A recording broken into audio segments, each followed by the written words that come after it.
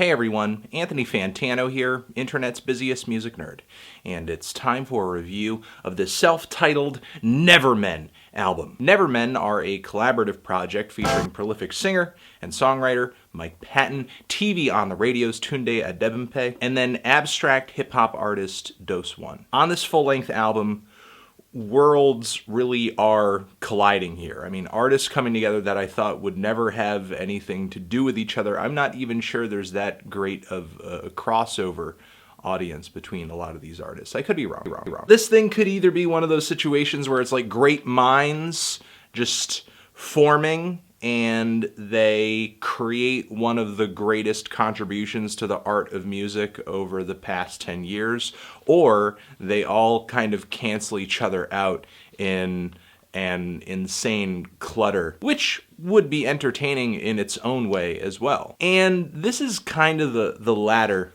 of those two. This thing is like a grandiose 100-car pileup of hip-hop, rock, and metal, and a mess of other sounds and influences too.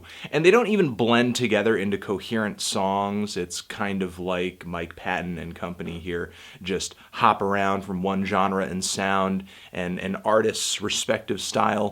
Quiet piano interlude, a drone, bam, horn section, screaming, wild harmonies, heavy guitars. It's kooky and it's cartoony and it's gaudy to the 10th power. And it seems like there's a lot of intentional silliness on this record, sort of like when you're listening to refrains such as treat him like a prostitute, which could be like a Slick Rick reference. If not that, the song does seem to find at least a little inspiration in something that like Beck would have done on Midnight Vultures. Or at least it's similar to something that he would do with the squeaky lead melodies and the kind of animated rap verses. You can really tell listening to this record that these guys were just, in the creation of this project, were just being as ridiculous as they felt like they wanted to be, without worrying about how obnoxious or uncool the end result might be, because truth be told, this thing sounds about as unhip as like a mindless self-indulgence record. This thing is going to send rap rock chills down the spine of anybody who survived the early 2000s. But that's just one of many sides of this album. The very drony and sinister ballad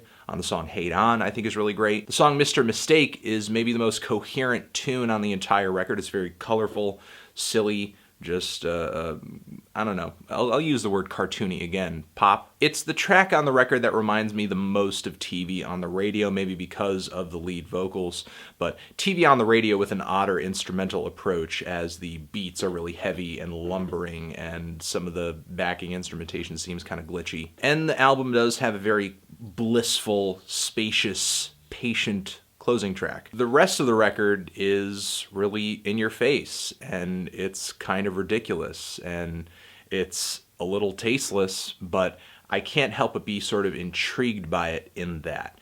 I mean, though there are a lot of very ugly clashes of sound and musical style on this thing, it is kind of intricate, it's complex. I love the track SHELLSHOT, which features these just freak out vocal harmonies, and this track and many others on here, I could only just begin to scratch the surface of describing what goes on in this song. I mean, to describe what goes on accurately would be to have to pick up on every single little minor detail and put it out there into words for you guys, and it's just so much more worth it to listen to it for yourself, because really it's a tangled web of just musical insanity. The song At Your Service features these speedy rap bars set between booming beats and kind of skippy, glitchy, harmonized vocals. It's like circus hip-hop from hell, not ICP, no. And then there's a weird part that comes in where they are essentially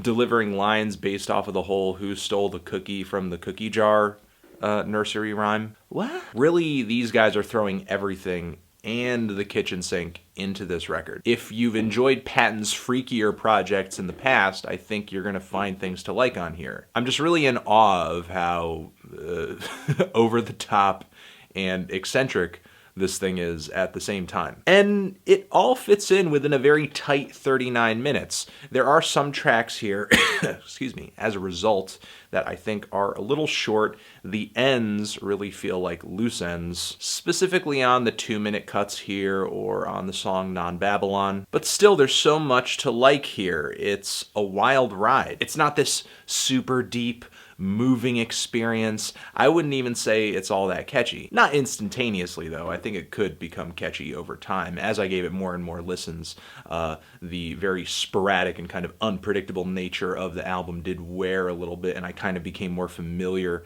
with the project. And I did come to really sort of expect and enjoy the weird, heavy guitar passages that would pop up, the freaky, in-your-face, just so overdone vocal parts. It's just so extremely strange and funny, even though it does feel like a little unfinished and, you know, a little bit like lightning in a bottle.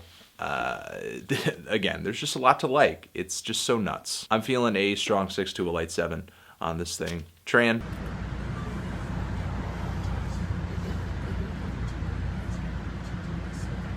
Forever.